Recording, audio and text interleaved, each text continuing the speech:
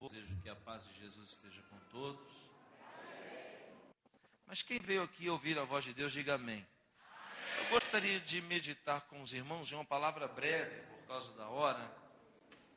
Um salmo. Alguém tem Bíblia aí? Diga glória a Deus. É um cântico, um salmo que não está no livro de Salmos. A Bíblia fala de muitos salmos que não está no livro de Salmos. Cântico que não está no livro dos Salmos, como o cântico de Miriam, por exemplo, o cântico de Moisés, que está lá no Apocalipse, é um cântico, porque salmo é um cântico. O livro dos Salmos, que contém 150 cânticos, não são capítulos, são cânticos, na verdade é o inário do Estado de Israel antigo, que originalmente é composto por 5 livros, cada um tendo 30. Na Bíblia é um só de 150, mas originalmente são 5 de 30. Mas existem outros salmos que não estão nos Salmos.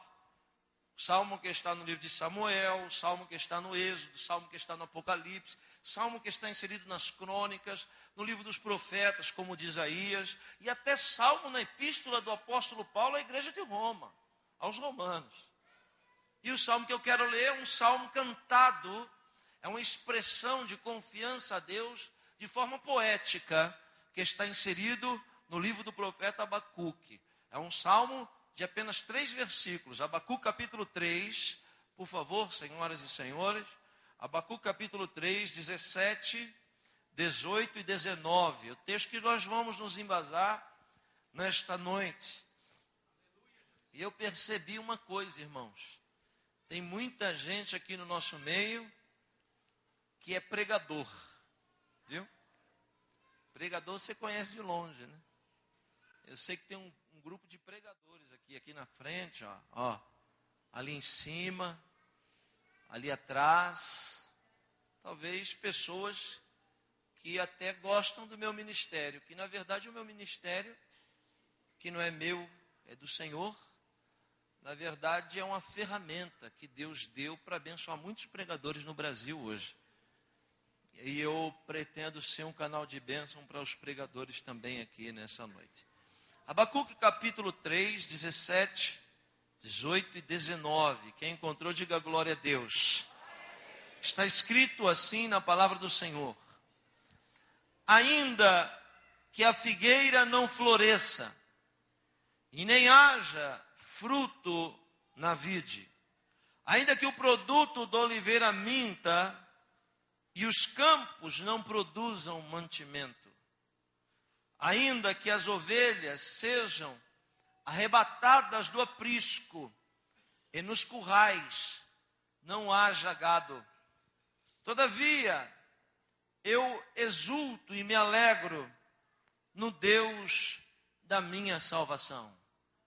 O Senhor Deus é a minha fortaleza. Ele me dá os pés como os da corça e me faz andar em lugares altos. Feche os seus olhos e vamos orar. Bendito és tu, eterno nosso Deus, Rei de todo o universo. Sua palavra dura para sempre. Bendito seja o seu nome e o seu reino jamais terá fim. Fale conosco nessa noite de forma clara, concisa, poderosa e objetiva. Fala, Deus, não o que nós queremos ouvir, mas fala o que nós precisamos ouvir.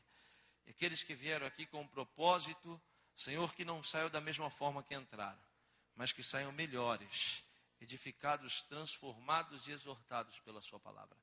Nós abrimos o nosso coração, entendemos que não é uma matéria, que não é um ser orgânico que está falando, mas é que é o Espírito do Deus vivo falando através de um ser humano. Por isso fale comigo também, nesta noite eu te peço, em nome de Jesus, para a sua honra e glória. Amém. Amém. Por 2 motivos apenas, 2 motivos, um ser humano louva a Deus. A motivação de um ser humano para louvar a Deus é totalmente diferente da motivação dos animais, dos vegetais. É totalmente diferente da motivação dos minerais, dos vegetais, dos animais e dos seres espirituais. O ser humano é o único ser que tem motivações distintas para adorar a Deus. E através de uma expressão poética como a música. Os dois motivos que alguém tem para louvar a Deus é ou por uma grande vitória ou por uma grande derrota. E senhoras e senhores, louvar a Deus por uma grande vitória, não precisamos nem ser salvos para isso. Por quê? Porque quando o fogo desceu lá no Carmelo, no 18º capítulo do primeiro livro dos Reis, que o fogo desceu e que Deus se manifestou em Israel, os primeiros a se prostrar diante da soberania divina para adorar foram os profetas de Baal. Os primeiros a se prostrar e dizer só o Senhor é Deus foram os de Baal. Então, louvar a Deus depois que ele se manifesta, até quem não é de Deus faz. E esse tipo de louvor, quando tudo vai bem, é um louvor que não é um louvor que eu considero impressionante. Louvor impressionante é quando você louva a Deus sem motivos para louvá-lo. Quando tudo vai mal. E talvez os momentos de maior ápice da sua vida espiritual foi quando na sua fraqueza você encontrou forças para louvar a Deus.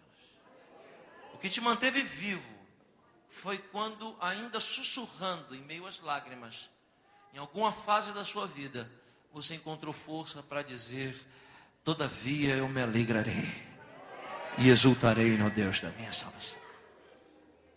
Abacuque é um desses, que escreve o clássico de 3 versículos, que eternizou o seu nome. A canção, escrita por Abacuque, é letra de muitos, nesses 2.500 anos que se passaram.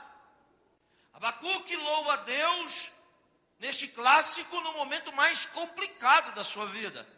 O seu nome, Abacuque, quer dizer abraçador. E o pai de Abacuque sabe que existe um peso muito grande no nome dos filhos. E talvez o pai de Abacuque fosse um profundo admirador do terceiro patriarca dentro da dinastia dos patriarcas, que é Jacó. Jacó, que não quer dizer trapaceiro, nem enganador, nem usurpador, porque isso é uma lenda evangélica. Jacó quer dizer aquele que agarra. Então, o pai, para homenagear Jacó, deve ter colocado o nome do filho de abraçador, porque o nome abraçador é profético. Abacuque se abraçou a uma causa, e geralmente nós somos aquilo a que estamos abraçados. A causa com que nós abraçamos é aquilo que nós somos. Se a sua causa é o reino de Deus, então você é um cidadão do reino de Deus. Você é aquilo com que você se abraça. Aleluia. E Abacuque tem um tema central. Um versículo do livro de Abacuque foi eternizado. Inclusive, foi citado pelo apóstolo dos gentios, quando escreve a sua mais profunda carta, a mais profunda epístola do apóstolo Paulo, a mais difícil, a mais profunda, a mais complexa, a mais poética, a mais exultante carta que Paulo escreveu, é a carta de Paulo aos Romanos. E essa carta de Paulo aos Romanos, ela é toda baseada em um versículo de Abacuque.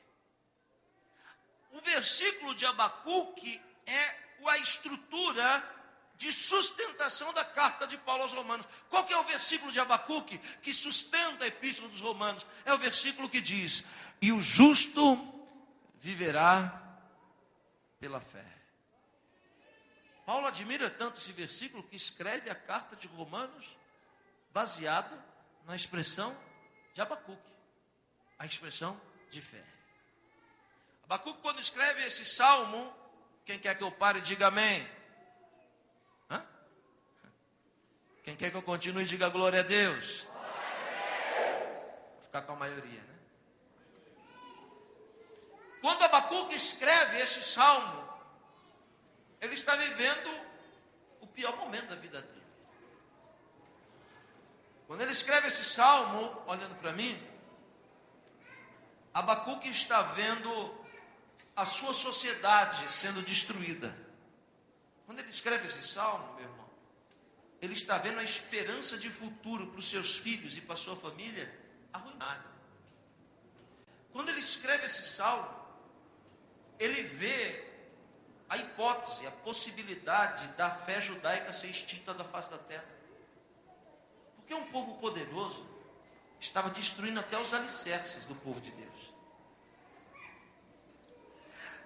E quando uma batalha vem na nossa vida, aleluia, ela tem dois propósitos primordiais: o propósito de Deus e o propósito do teu inimigo. Olhe para cá. Qual que é o propósito de Deus em permitir você ser provado? Sabe qual é? Fazer você se tornar um ser humano melhor. Todo mundo que está na prova é mais humilde. Todo mundo que está na prova chora mais, acredita mais. Todo mundo que está na prova é um ser humano melhor. Pode acreditar no que eu estou falando. Confia mais em Deus. Mas olha bem para cá. O diabo, o teu inimigo, também tem um propósito em te colocar na prova com a permissão de Deus. Sabe qual é o propósito do diabo? O propósito do diabo é fazer você blasfemar o nome do Senhor. Olhe para cá e preste atenção na frase que eu vou lhe dizer. Não está em livros de prateleiras, não. Três coisas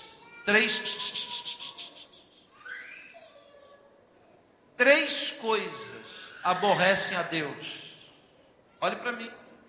Vou dizer de novo. Três coisas aborrecem a Deus. Vou falar por ordem de aborrecimento: pecado, transgressão e abominação. Tem gente que diz assim: na Bíblia não tem pecadinho nem pecadão. Tem sim. Tem pecado na Bíblia que é para a morte. Está escrito assim: não cobiçarás nem o jumento, nem a casa, nem o carro. Não cobiçarás a esposa ou o esposo do teu próximo. Isso daqui é pecado. Agora, olhe bem para mim. Não adulterarás. Não é pecado. É transgressão. Pecado e transgressão tem jeito. Abominação não tem jeito. Você sabe o que é abominação? Abominação é acreditar que o homossexualismo é de Deus. Abominação é acreditar que quem vive na prática do aborrecimento contra Deus eternamente será salvo. Abominação. Abominação é blasfêmia contra o Espírito Santo. E olhe bem para mim. Qual que é o propósito do diabo de colocar um crente na prova? É fazer ele pecar? Não. Por quê? Porque o diabo sabe que se o crente pecar, tem jeito. A Bíblia diz que o sangue de Jesus nos purifica de todo pecado. Então, se o propósito do diabo não é fazer o crente pecar, o propósito do diabo é fazer o crente transgredir? Não. Porque a transgressão também tem jeito. A Bíblia diz: e pelas suas pisaduras fomos sarados. O castigo que nos traz a paz estava sobre ele, e ele carregou sobre si as nossas transgressões. Então o diabo não quer fazer o crente pecar, porque tem jeito se o crente pecar. O diabo não quer fazer o crente transgredir, porque tem jeito se o crente transgredir. Então qual que é o propósito do diabo? É fazer o crente blasfemar. Porque se o crente blasfemar, não tem mais jeito.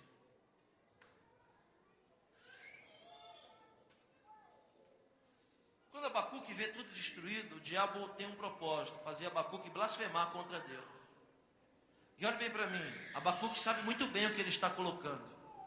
E agora vem a aplicação do texto. Você tem uma Bíblia aberta? Olha aí. Ele diz assim: ainda que a figueira não floresça. Olhe para mim agora, preste atenção. Por que que Abacuque não disse ainda que a figueira não dê frutos? Afinal de contas, senhoras e senhores, para nós, os frutos são mais importantes do que as folhas. Só que Abacuque não diz, ainda que a figueira não dê frutos. Ele diz, ainda que a figueira não floresça. Na verdade, a figueira é uma planta que não dá flores. Ele está se referindo às folhas da figueira. As folhas da figueira que são bem abertas, bem largas. E a figueira brava do Oriente Médio é a única planta no mundo que as suas folhas têm poder de absorção de calor. Isso quer dizer que se você está no deserto, e esse deserto está marcando 50 graus centígrados, embaixo da figueira a temperatura é 30. Por quê? Porque as folhas da figueira, aleluia, estou sentindo a presença de Deus, ela filtra o calor. As folhas da figueira vivem do calor do sol. Então, em vez dela dispersar o calor, ela absorve para ter vida.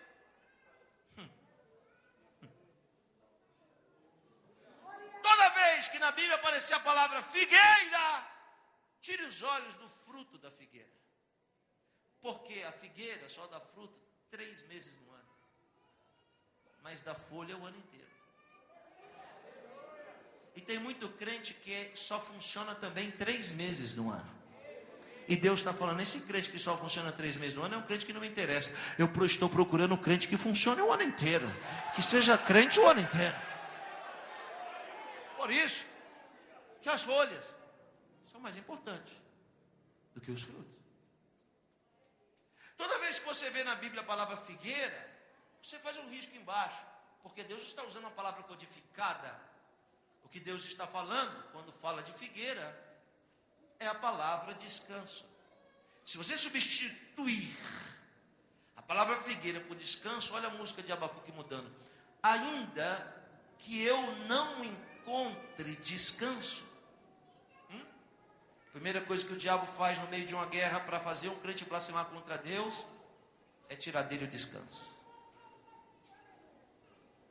A pior coisa que pode existir é você trabalhar o dia inteiro, chegar em casa morto, e aí alguém dizer para você assim, não vai descansar não, vamos encher a laje.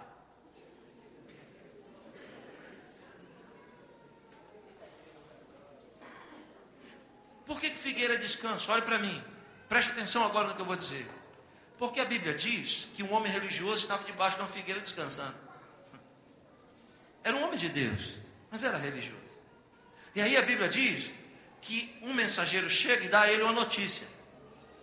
Qual a notícia que ele dá? Natanael, encontramos o Messias profetizado. Ele está debaixo da figueira, na sombra da figueira, descansando do calor, da fadiga, do sol causticante, da luta ardida nas costas. Ele está lá descansando, é homem de Deus, está lá descansando. Preste atenção no que eu vou dizer. Quando chega o mensageiro, ele diz, encontramos o Messias que os profetas profetizaram. Veja só como você identifica um religioso. Primeira coisa que Natanael pergunta, de onde ele é? Como que se de onde fosse, mudasse alguma coisa. Todo religioso está preocupado de onde você é, de onde você veio, onde você mora. É diferente da ótica de Deus, que não está querendo saber de onde você é, nem de onde você veio. Ele quer saber para onde você vai. Deus não quer saber de onde você veio, Ele quer saber quem é você. E Abacuque não, e Natanael, quando chega a notícia, encontramos o Messias, ele diz assim, ele é de onde? Aí a informação vem atravessada, porque o homem não sabe de onde é o Messias, só sabe que ele é o Messias. Preste atenção no que eu estou dizendo. Aí ele coça a cabeça e diz assim, rapaz, eu acho que é lá de Guarulhos, não sei, acho que é de São Paulo, ali do subúrbio, lá do Rio de Janeiro, de Campo Grande, eu não tenho certeza de onde ele é. Já sei, eu acho que ele é de Nazaré. Viu como a informação é atravessada? Porque Jesus não era de Nazaré, Jesus era de Belém. Vivia em Nazaré, mas era de Belém. Alguém me entende? Diga glória a Deus. Quando ele diz é de Nazaré, aí o religioso já julga e diz assim, e pode vir alguma coisa boa de Guarulhos?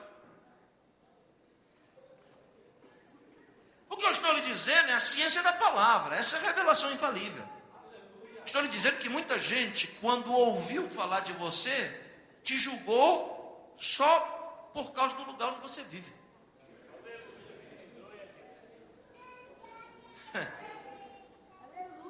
Aí o mensageiro diz assim, ó, pastora Noemi, o mensageiro diz assim: vamos fazer o seguinte, a melhor regra para você conhecer uma pessoa não é julgá-la sem conhecer. Vamos lá para você conhecer primeiro. E aí ele pega na mão de Natanael e vai. Quando ele chega lá, que Jesus vê Natanael, olha como as coisas mudam. Jesus olha para Natanael e diz assim: esse daí é um grande homem de Deus. Tinha murmurado há 2 minutos atrás. Esse daí é um verdadeiro israelita e nele não há engano. Aí Natanael toma um susto. Mas ele continua religioso, porque ele está preocupado no lugar. Ele diz: ei, tu me conheces de onde? Como que se Deus só usasse quem fosse do Rio, de São Paulo, do Brasil, dos Estados Unidos? Tem gente que acredita que Deus só usa americano, que Deus só usa coreano. E Deus está usando muito é brasileiro. Vai usar mais. Aí, quando Jesus olhou para ele e disse: você é homem de Deus, ele disse assim: mas tu me conheces de onde? Ó, abriu a porta, Jesus alfinetou. Jesus disse: eu te vi quando você estava reclamando, murmurando, me julgando lá debaixo da viga. Aí ele muda. Ele olha e diz: puxa vida, verdadeiramente vejo que tu és um profeta da parte de Deus. Levanta só uma mão, por favor. Muita gente te julga para dizer, falar coisas de você ligadas ao lugar de onde você veio. Preste bem atenção, Deus vai mexer as águas paradas deste tanque e vai movimentar situações na sua vida e vai calar a boca dessas pessoas quando vê que de fato tu é profeta de Deus, tu és profetisa de Deus, é homem de Deus, é mulher de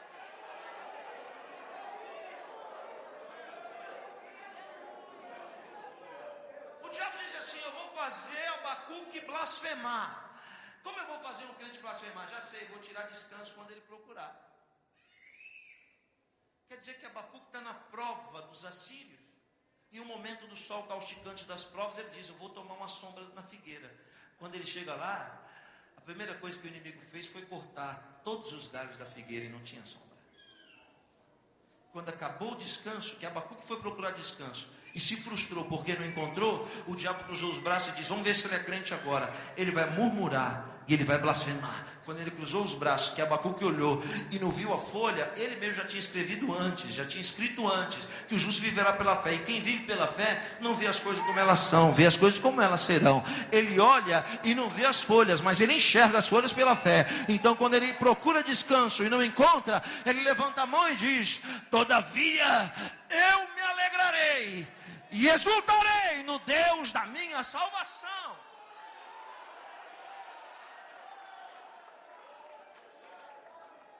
Eu vim aqui, queridos irmãos, amados de Deus, para dizer simplesmente que cortaram todos os galhos da sua figueira. E você entende o que eu estou falando? Entende? E o meu Senhor me tirou lá do outro lado e me trouxe aqui. Sabe para quê? Para lhe dizer: cortar os galhos, mas o tronco está de pé. E eu vou fazer a sua figueira florescer de novo, e o meu nome vai ser glorificado. Quantos acreditam, já estão vendo a figueira florescer? Por favor, levante a sua mão agora e diga uma palavra que exalta o nome do Senhor.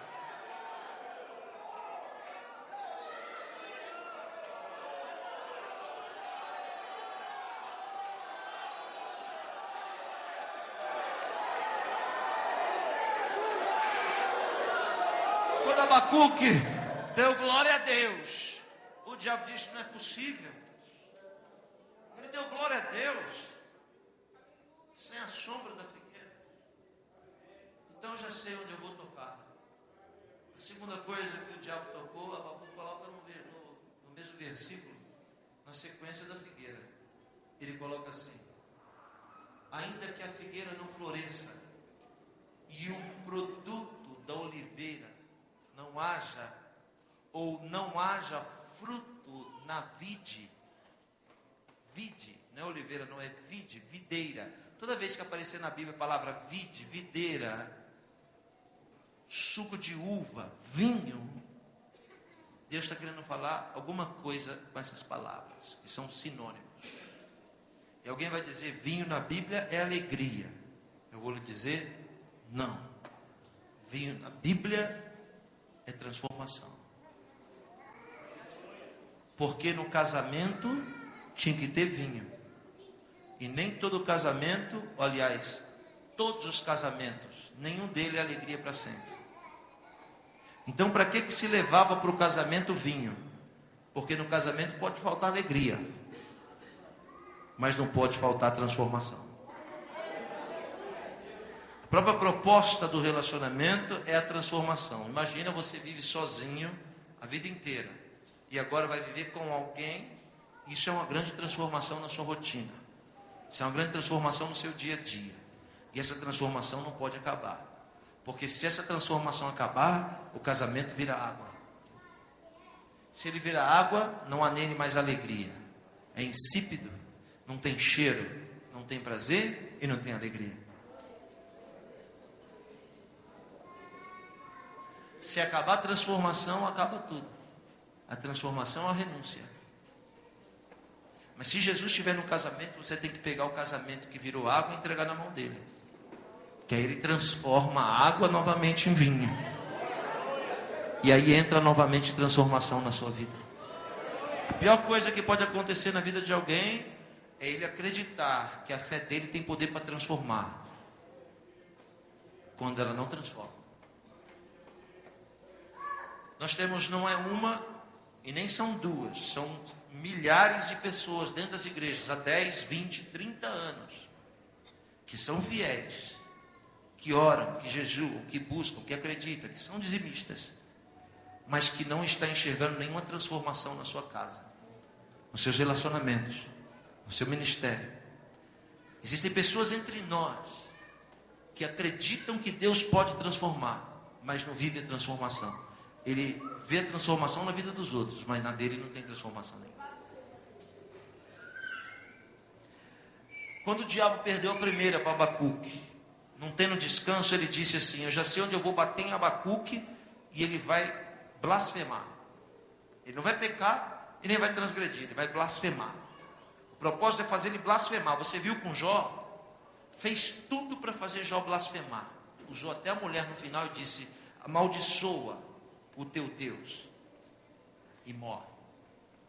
O propósito do teu inimigo é fazer você blasfemar contra Deus.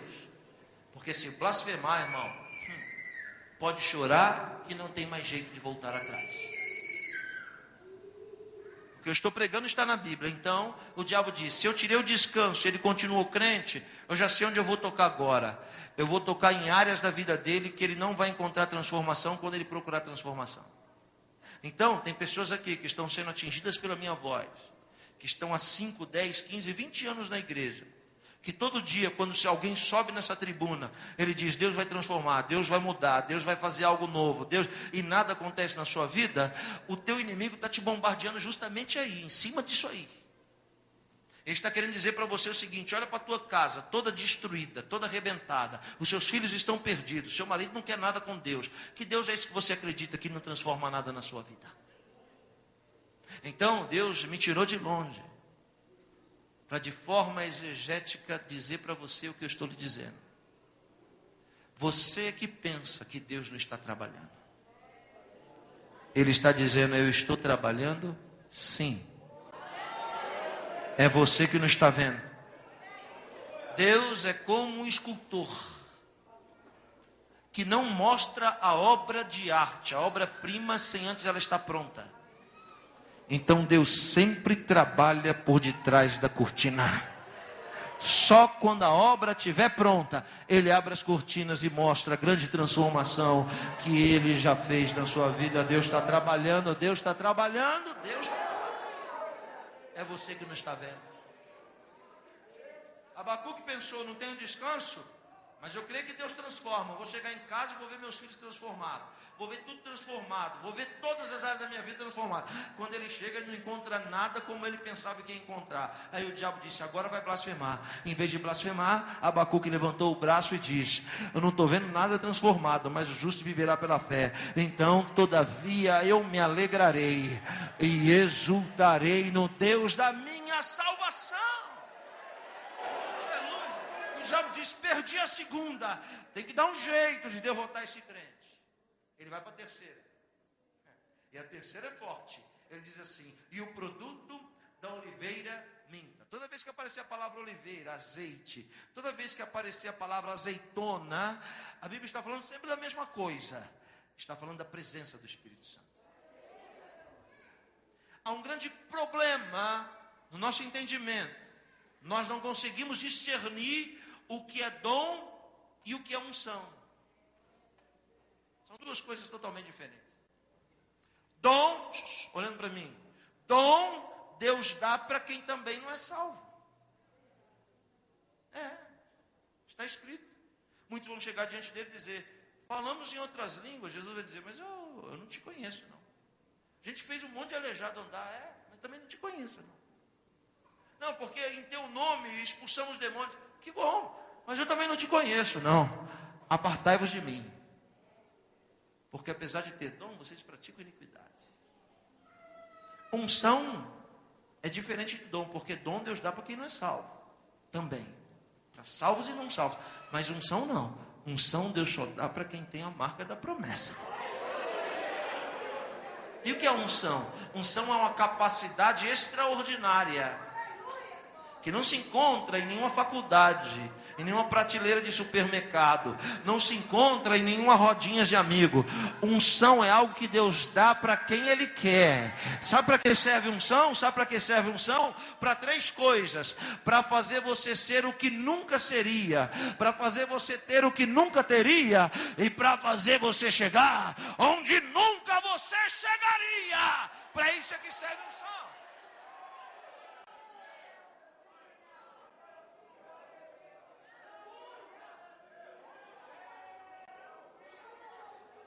Veja o que Abacuque está dizendo. Não encontrei descanso, glória a Deus. Não encontrei transformação, glória a Deus. Já sei o que eu vou procurar. Eu vou para o culto. Eu preciso sentir a presença do Espírito Santo. Agora complica, sabe por quê? Porque não é todo dia que a gente sente a presença do Espírito Santo. Não é todo dia que você acorda vendo borboletas coloridas. Tem dia que a gente acorda atravessado, cuspindo fogo. Ou não? Ou só tem super-homem e mulher maravilha aqui? Você nunca acordou que nem a hiena do desenho animado? Ó vida, ó céus. Você nunca orou que nem Elias? Me tira dessa vida que eu não aguento mais viver? Ou não? Ou você é a mulher maravilha? Ou você é o super-homem? Não atende agora não, desliga. Me dizer que todo dia você fala em línguas. Todo culto você chora. Todo dia você louva. Irmão, isso não é verdade. Nós somos seres humanos. E seres humanos têm um segredo. Seres humanos eternamente, enquanto forem humanos, durante todo o tempo de ser humano, ele está em um processo de evolução. Esse é o segredo da vida. O segredo da vida é o processo. Tudo na vida é processo. Vê, você não nasceu do tamanho que você está. Nem com esse cabelo bonito. Você não nasceu falando e com esse monte de dente na boca. Sem contar os que já caíram. Por quê? Porque a vida é feita de fases. E cada fase deve ser respeitada. Deus não está buscando robôs. O negócio de Deus é com seres humanos. E sabe que eu vou lhe dizer uma coisa? Um dos maiores projetos do verbo se fazer carne é porque antes do verbo se fazer carne, o homem chorava e dizia: Deus, eu estou angustiado. E Deus coçava a cabeça e dizia: angustiado? Quem será que é angustiado? Por quê? Porque Deus não chora. Porque Deus não fica angustiado. Antes do verbo se fazer carne, o ser humano dizia: Senhor, eu tenho fome. Aí Deus coçava a cabeça e dizia: fome? O que é fome? Porque Deus não tem fome. Antes do verbo se fazer carne, o ser humano dizia: Senhor, eu tenho medo. Eu sou fraco. E Deus dizia: medo? O que é isso? Fraqueza? O que é isso? Porque Deus não conhece fraqueza. Deus não sabe o que é medo. Então hoje, quando o ser humano diz: Senhor, eu estou com medo, Jesus entra na frente de Deus e diz: Deus, eu sei o que é isso. Porque eu orei dizendo: se possível, passa de mim esse cálice. Hoje Deus te entende melhor. Porque na programação Deus fez o homem para ser eterno. Não fez o homem para ser temporal. Houve um problema de trajetória e agora o homem passou a ter coisas que não era para ter. Fome, sede, sono, cansaço, medo, angústia. Então o verbo, que é a divindade máxima, se faz homem para entender o homem melhor. Então quando você chora, Jesus diz: eu sei o que é isso porque eu já chorei, Deus. Isso é difícil. Está com medo? Eu sei o que é medo porque eu já tive medo. Está com fome? Eu já sei porque eu tive fome. Então hoje Deus te entende melhor. Então, irmãos, olhe para cá. Nunca tente ser, nem para os homens e nem para Deus, Mulher Maravilha e Super-Homem.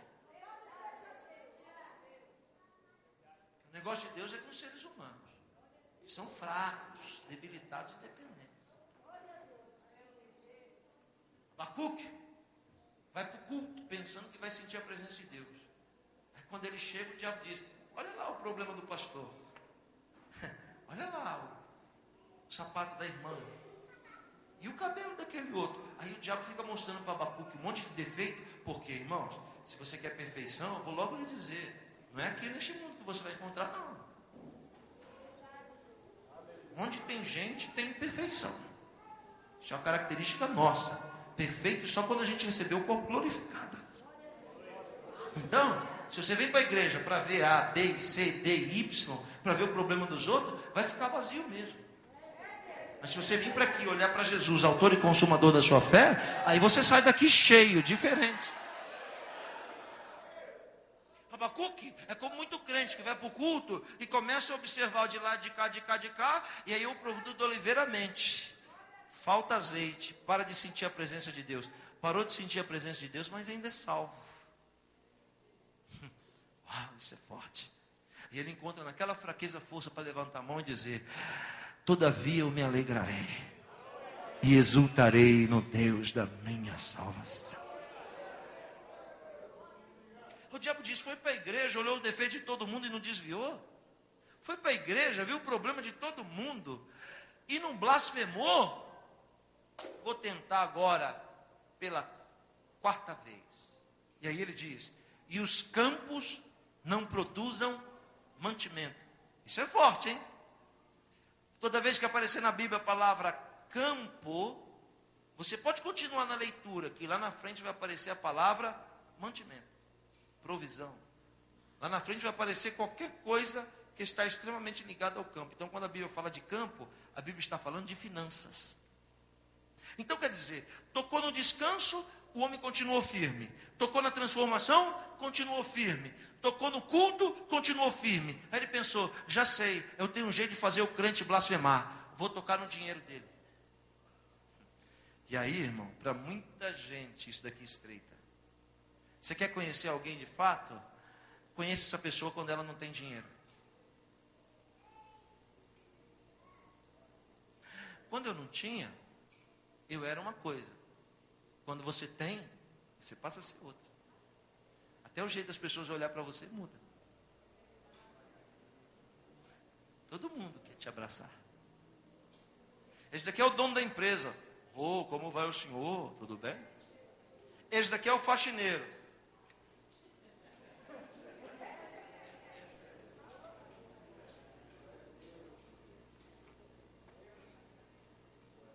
O diabo disse: eu vou tocar nas finanças. Para quê? que alguém trabalha para duas coisas. Ou o crente trabalha para viver, ou o crente trabalha para sobreviver. Há uma diferença abismal entre campo para viver e campo para sobreviver. Finança para viver e finança para sobreviver. Como que é o crente que sobrevive? O crente que sobrevive é aquele que vem para a igreja e ora para Deus assim: Senhor, se o Senhor me der um emprego que dê para pagar minha água, minha luz, meu aluguel, que dá para comer e vestir, já está bom. E quem trabalha a troco de comida é escravo. Escravo é que trabalha a troco de comida.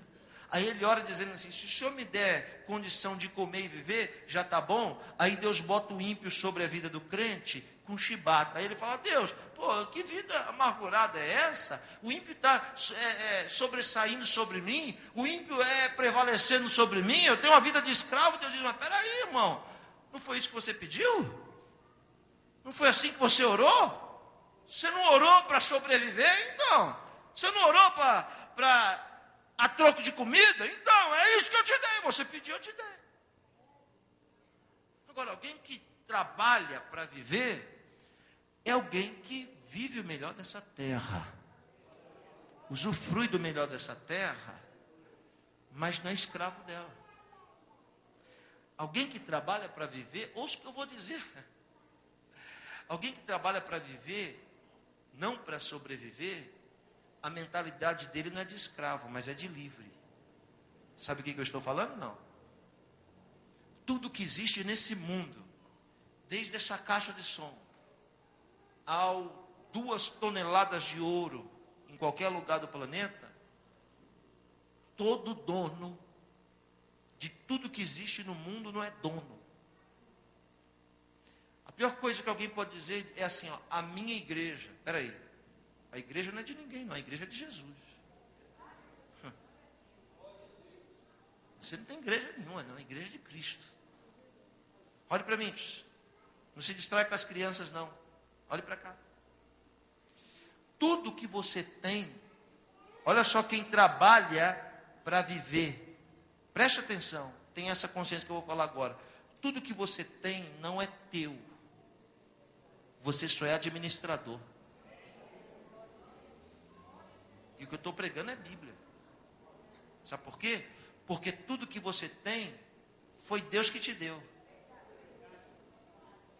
E Deus não dá nada para ninguém para não cobrar depois. É só você ler a parábola das dracmas. Tudo que Deus te dá, Ele deixa você usufruir, mas no final Ele vai cobrar. Então tudo que existe na terra não é do homem e nem do diabo, é de Deus.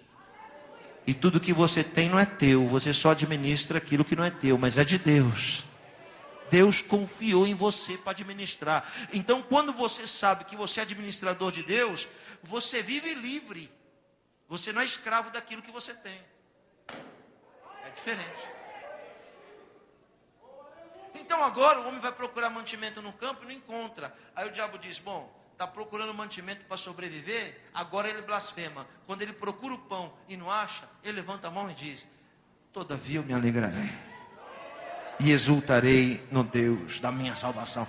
O diabo diz: tirei o descanso num blasfemor, tirei a transformação num blasfemor, tirei a presença do Espírito Santo num blasfemor. Então eu toquei nas finanças num blasfemor. Já sei, eu vou tocar na área vital. E ele diz: ainda que sejam arrebatadas do aprisco as ovelhas, ou ainda que as ovelhas sejam arrebatadas do aprisco. Uau! Toda vez que aparecer a palavra ovelha na Bíblia, está falando de paciência. E esse patrimônio aqui é um dos que você tem que cuidar melhor. A paciência é algo tão importante na vida de um crente, que a paciência fica escondida no íntimo, lá no aprisco mais profundo da nossa alma. Quanto mais profundo é o aprisco, mais precioso é o que está dentro dele. Quem está me ouvindo, diga glória a Deus. Por que o diabo agora está querendo tirar a paciência? Olhe para mim, porque dentro de cada um de nós vivem dois animais. Dentro de cada um de nós existe uma ovelha e um bode. É a Bíblia que diz isso, não sou eu. Dentro de cada um de nós existe uma ovelha e um bode. Qual a diferença? Eu vou lhe falar, o bode tem chifre. O bode, quando vê que vai morrer, alguém já viu aqui algum bode não morrer? Quem já viu? Levante a mão. Nunca ninguém viu? Quem já viu o bode não morrer? Já viu, irmão? O bode, quando vai morrer, ele faz um escândalo danado. Primeira coisa que ele faz, arregala o olho e começa a berrar.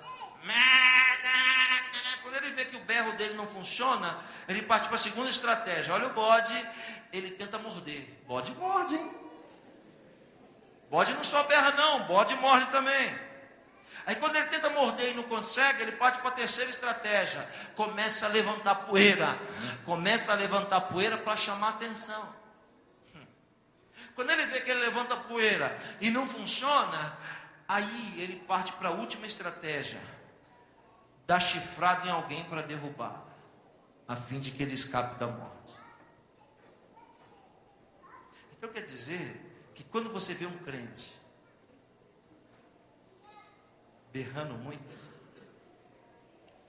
quando você vê alguém berrando, falando demais, reclamando muito, murmurando demais, e bode tem uma língua desse tamanho, ainda bem que não tem bode aqui, graças a Deus, mas todo bode fala muito, murmura muito, reclama demais, fofoca demais, berra muito, e não só berra, ele berra querendo morder. E quando ele quer morder e não consegue, sabe o que ele faz? Olha para mim, o bode começa a levantar poeira para ver se chama atenção para ele, porque faz tempo que ele caiu no esquecimento do povo de Deus, ele fica querendo chamar atenção para ele, levantando poeira. E quando ele levanta poeira e ninguém olha para ele, ele procura um irmão que está cansado, um irmão que está quase caído, aí o bode olha e diz, está quase caído? Vou acabar de derrubar. O bode está chifrado. Ovelha não. Ovelha não tem chifre, ovelha não morde ninguém. Ovelha não levanta poeira quando vai morrer e nem berra. Ovelha só faz duas coisas: cala a boca e chora. E dentro de você, ou vive um e morre o outro, ou vice-versa, mas os dois vivos não tem como ficar. Se o bode prevalecer, a Bíblia diz que Jesus vai pegar os bodes que prevaleceram e vai jogar para a esquerda. As ovelhas que prevalecer, ele joga para a direita. Para a esquerda ele manda para o fogo. O bode nunca vai escapar do fogo. Agora as ovelhas, elas vão entrar no reino de Deus e serão benditas do meu Pai. Aleluia. E sabe, o diabo colocou uma prova tão grande na vida de Abacuque, tão grande que ele disse assim, eu vou tocar na paciência desse homem, porque eu sei que se eu tirar a paciência dele, a ovelha morre, e o bode fica vivo, e se o bode ficar vivo, ele blasfema. Então não existe uma terceira opção, é só uma. Hoje Deus está lhe dizendo, mata esse bode, e deixa a minha ovelha viva. Pode levantar a mão no que eu vou dizer? Recebe o que eu vou falar agora. O teu inimigo, daqui a 4 dias, vai fazer uma afronta grande contra você. Vou dizer de novo. Daqui a 4 dias, o Espírito Santo está soprando no meu ouvido. O teu inimigo vai fazer uma grande afronta contra você. Essa pessoa já vai vir armada para ver o seu bode berrar. Eu vou falar isso para ela, isso para ele, e ele não vai aguentar, ele vai querer, ele vai escandalizar. É isso que as pessoas estão contando que vai acontecer. Mas daqui a 4 dias, sabe o que vai acontecer? Deus vai te dar a paciência da ovelha. E vai colocar na sua boca palavras de paz e de sabedoria, e vai desarmar o seu adversário. Onde estão os irmãos que podem levantar a mão e dizer, todavia eu me alegrarei e exultarei no Deus da minha salvação. O Senhor está lhe dizendo, ser paciente. Tenha um pouco mais de paciência, porque eu estou trabalhando. E nenhuma prova dura para sempre. Um dia ela acaba. É mentira do teu inimigo que tu vai viver assim a vida toda. Ele está querendo mexer na tua paciência. Mas hoje, diz o Senhor, eu estou te dando mais paciência. Quantos recebem mais paciência da parte de Deus aqui? Diga glória a Deus. Aí, o diabo disse, toquei em tudo isso, e o crente ainda deu glória a Deus. Já sei, vou tocar a última coisa. E ele diz que nos currais não haja gado. Toda vez que aparecer a palavra gado na Bíblia, está falando de patrimônio. E patrimônio é diferente de bem.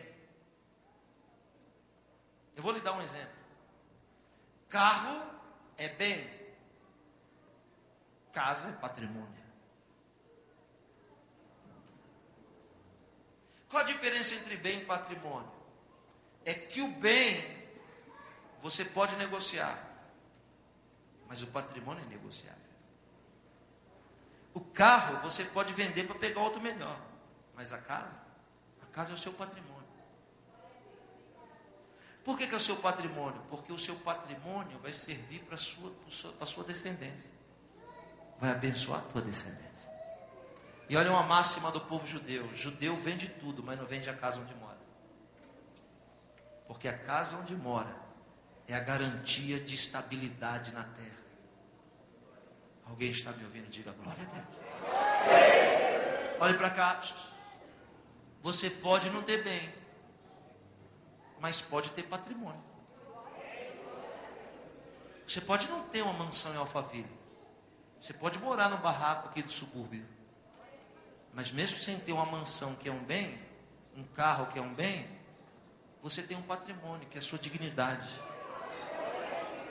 Você anda de cabeça erguida na rua e todo mundo diz assim, aquela ali é a mulher de Deus, não enrola ninguém, paga todo mundo, é correta, é uma mulher que não se mete em fofoca, em conversa, em contenda.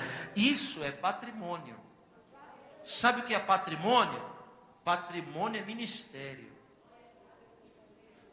Diga para quem está perto de você, ministério.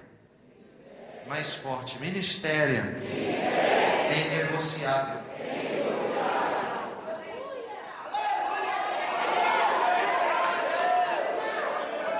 Então não troque o seu ministério por nada. Por nada. Olha bem para mim o que eu vou lhe dizer. É normal, eu tenho 18 anos de crente, 8 de ministério. Essa Bíblia aqui é a única Bíblia que eu já tive em toda a minha vida, que eu uso para pregar. As folhas dela já estão soltando, e essa capa aqui, ó, a outra já nem existe mais, virou pó, mandei colocar essa. E é comum eu chegar nos lugares, as pessoas dizerem assim, pastor, me dá sua Bíblia. Quer crer muito, né? Mas um dia um homem chegou em mim, um pastor da igreja, uma pessoa fina, educadíssima, e disse assim para mim, pastor, me dá sua Bíblia. Disse, não, pastor, não posso dar porque eu só tenho essa. Ele não insistiu não, ele ficou calado, ficou quietinho. Passou 5 minutos, Silvio, ele me chamou do canto assim, e disse assim, pastor, sabe o que é? É que eu quero tanto a sua Bíblia, vende ela para mim. Eu nunca tinha ouvido uma proposta dessa. Vender minha Bíblia, pastor? Sem antes eu falar qualquer coisa, ele disse assim, ó, eu tenho uma economia lá em casa, minha, não é da igreja, minha. Eu quero a sua Bíblia. Eu lhe dou 50 mil reais na Bíblia. Quando ele falou 50 mil reais, eu falei, está vendida.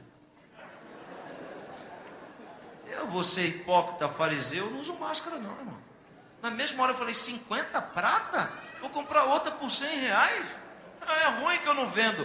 Quando eu pensei assim, eu vou vender por 50 mil, o Espírito Santo me disse assim, vai vender teu ministério para ele por 50? Você não entendeu que ele não quer o papel? Você não entendeu que ele quer a ciência que eu te dei? Você não entendeu que ele enxergou que essa Bíblia está dentro da tua cabeça? E o que ele quer é o que está dentro da tua cabeça para dentro da cabeça dele? Vai vender por 50? O que eu te dei é centenas de milhares de vezes, muito mais do que 50.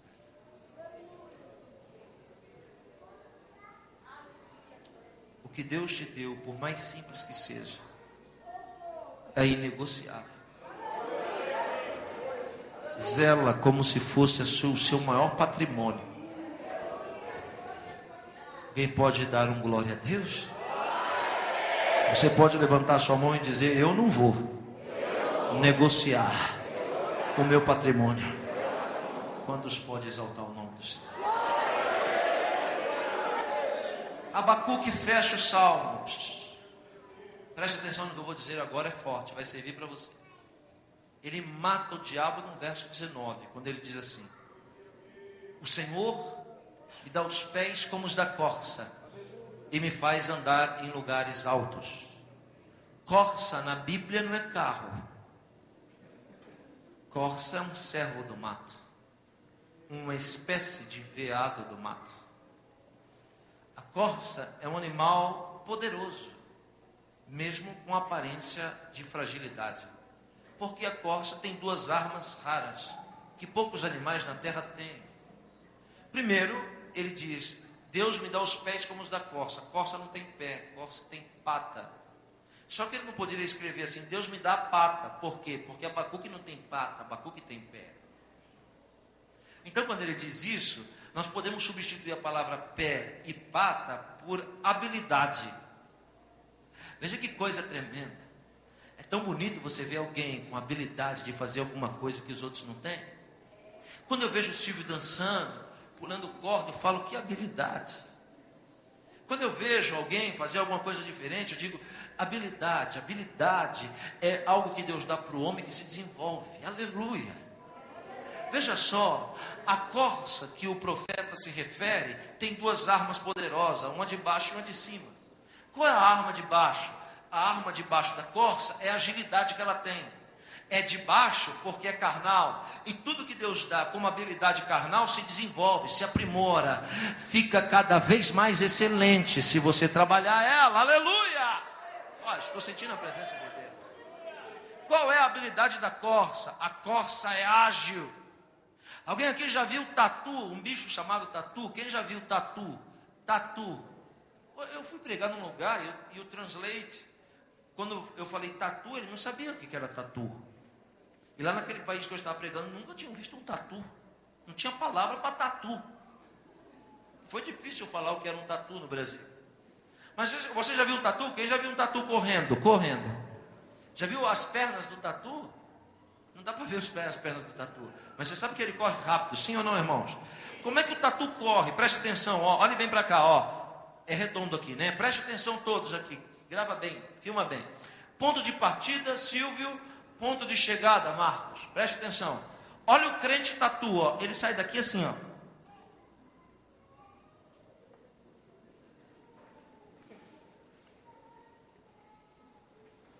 Tá dando até cãibra nos meus dedos. Você tá vendo? Ó. Olha aqui. Olha o esforço do tatu para chegar aqui. Ele se mata correndo, patinando e não saindo do lugar. A corça não. Ponto de partida, ponto de chegada. Olha a corça, ó.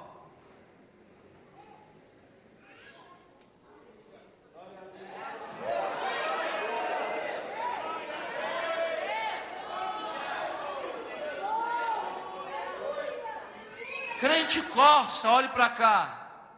O crente tatu é assim. Deus fala com ele, ele fica assim.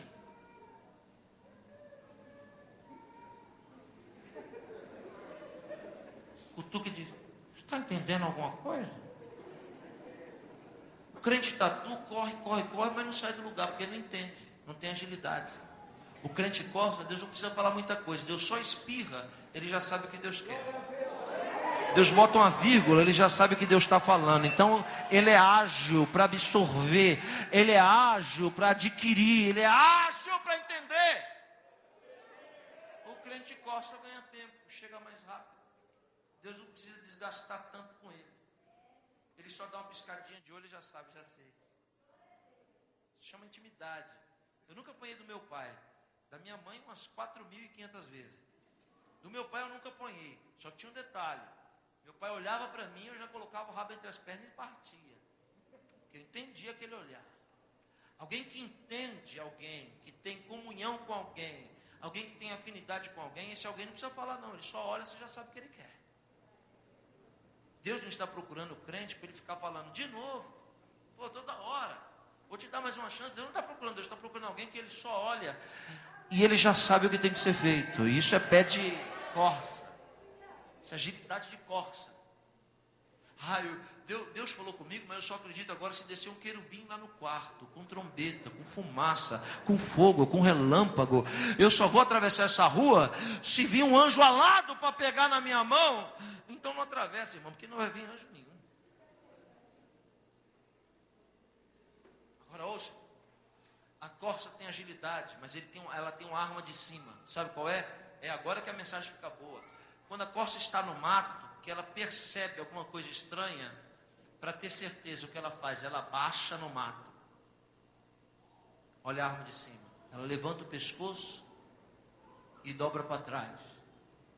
Quando ela dobra para trás, ela faz isso, ó. Fareja. Só tem um animal na face da terra que tem poder olfativo maior que o da corça. É o urso. O poder olfativo do urso é 153 vezes maior do que o do ser humano. Se tiver alguém andando a 5 quilômetros de distância de um urso, ele consegue sentir o teu cheiro a 5 quilômetros. Só a corça, que vem em segundo, com 35 vezes maior poder olfativo do que o ser humano. E a corça consegue sentir o cheiro de algum bicho vivo ou morto a exatos 3 quilômetros de distância. É forte o que eu estou falando. Então, ouça, ela baixa, olha para trás e fareja. Por quê? Porque ela percebe que existe um predador em busca dela.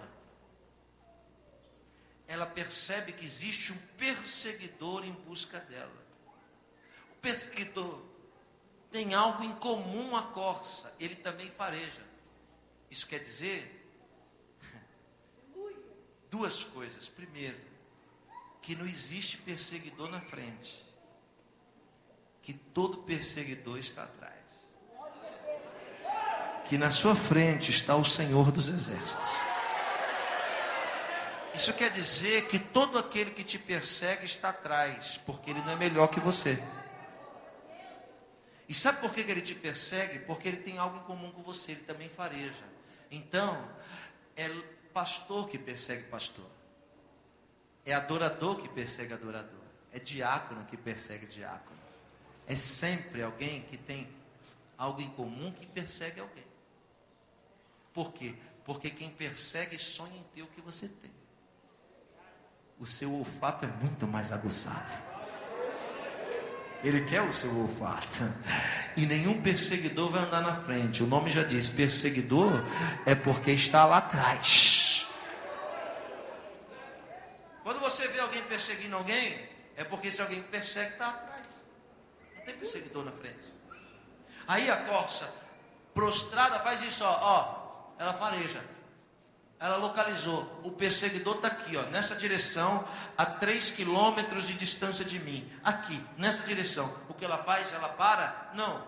Aí ela se coloca de pé e fareja não, suspira para frente. Ó, farejar é isso aqui, ó.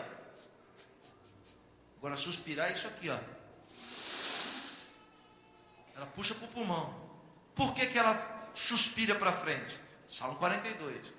Assim como a corça suspira pelas águas, a minha alma tem sede de ti, ó Deus. Então ela diz que a corça suspira, não fareja. Por quê? Pela água. Então quando a corça levanta o pescoço, ela levanta o pescoço, fica na ponta das patas, levanta as orelhas e faz isso, ó. Ela faz isso só 15 vezes. E ela consegue captar onde está toda a umidade do ar. Lugar onde tem mais umidade, que ela sabe que ali tem um riacho. Por isso que ela suspira pela água.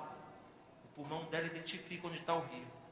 Aí quando ela sabe, o rio está aqui, na minha frente, e atrás de mim está o meu perseguidor, o que ela faz? Ela levanta, empina e vai.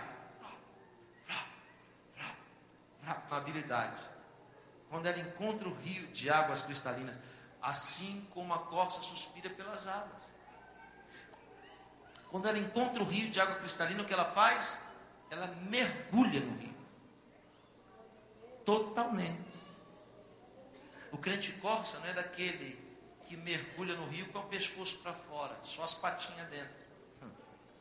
é daquelas pessoas que se envolvem com Deus só de forma superficial. E nada superficial com Deus funciona. Com Deus só funciona se o relacionamento for profundo. Se for mergulhar, tem que mergulhar todo. Então a corça vai lá no fundo, ó, e sai nadando debaixo d'água. Quando ela sai do outro lado, ela aniquilou o ponto frágil dela, porque o perseguidor estava localizando ela por causa do cheiro, do odor que o corpo exalava.